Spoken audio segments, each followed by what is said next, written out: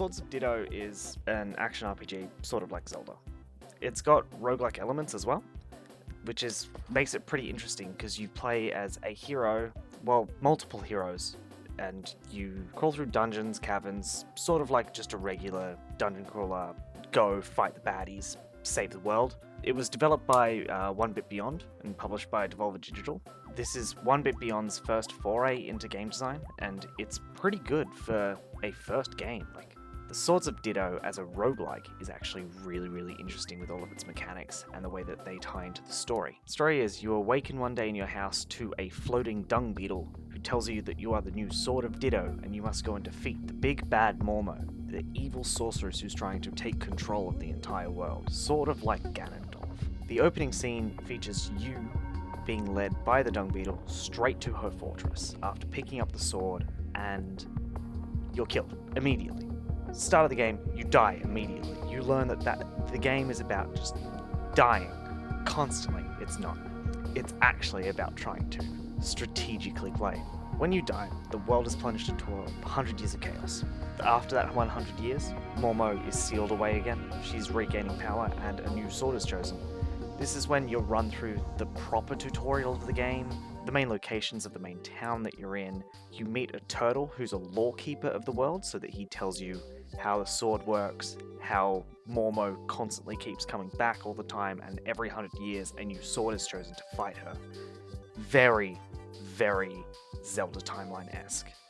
But this isn't happening over multiple games, this is happening in one game, which makes it really interesting because every time you die, or every time you succeed in defeating Mormo, you are turned into a new sword. The sword is the hero. That is the name of the hero that is in the game, like Link in one game or Keeper in another game. When you get given the sword, you are told that you have 4 days, 4 in-game days, which roughly equates to about an hour, to get as much experience, levels, everything that you can to go into Mormo's tower and defeat Mormo. On the final day, you have to fight Mormo. There is nothing else you can do. You have to go into her tower and fight her. And whether you win or lose, the sword is passed on to another person after that.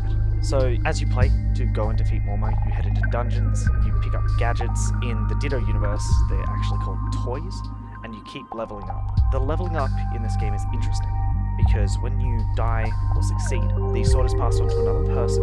All of your items and money are not passed on, however the sword's level is passed on. The thing that is leveling up in this game is the sword, so you have a consistent level throughout every character that you play, no matter how many times you die. However, if you keep dying, the world becomes more chaotic.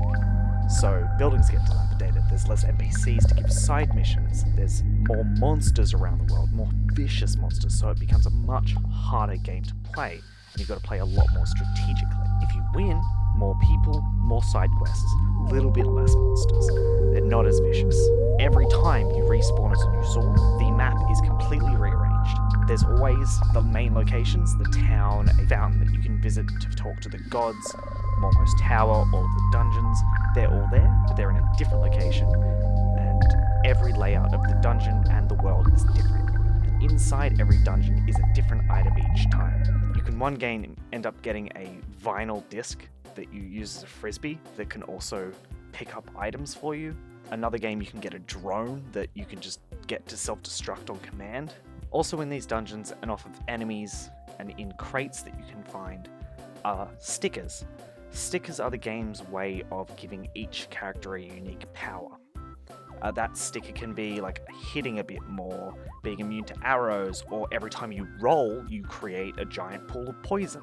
So in the Swords of Ditto, you can play the entire game co-op. From start to finish, you can play it co-op, and it's pretty interesting.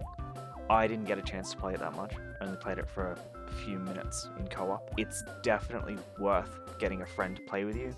It's very funny. You can affect each other with your abilities. I was poisoned for most of that playthrough. The controls are pretty nice and tight. Everything's responsive. There's no lag between anything. I would definitely recommend playing with a controller. I played with mouse and keyboard for most of this, and it's not built fully for how precise you have to be in some moments. Having to turn quickly and face multiple enemies can get frustrating on keyboard, so definitely play it with a controller. This game looks amazing. As I mentioned before, or even though all of the levels are randomly generated, it always feels fresh. You can look at the same thing, but it's in such a different order that it just makes it better. The replayability is insane in this. Being able to die and come back, and the world be different every time. Someone starting up a different game and getting a completely different world. Story's still the same, but the way that the world interacts with the player and vice versa is unique in every playthrough. Every enemy has a unique look, and it makes it incredibly easy in horde fights to distinguish what enemies are going to do what attack and when. The way that they choreograph their attacks is phenomenal. You can tell immediately when an enemy is going to attack and dodge roll out of the way. It's very useful having the health bars above the enemies as well as their level so that you know what ones to focus and what ones to dodge out of the way of when they attack. Every sticker in the game has a unique look to it as well, which makes inventory management perfect. You can at a glance tell exactly what stickers are sitting in your inventory, tell exactly what items are sitting in your inventory. It's beautiful. Every sword bearer that you play as well will look different.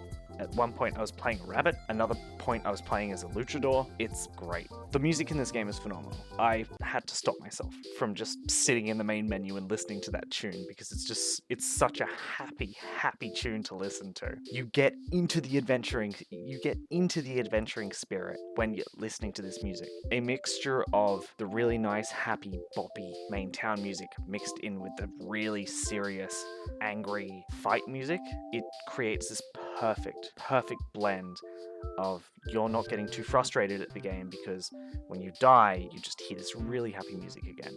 And you just want to get straight back into adventuring and discover everything that's out there in the world. The sound effects are good. Every enemy has their own sound, getting hit, for winding up an attack, for getting slain by the player, and the sword.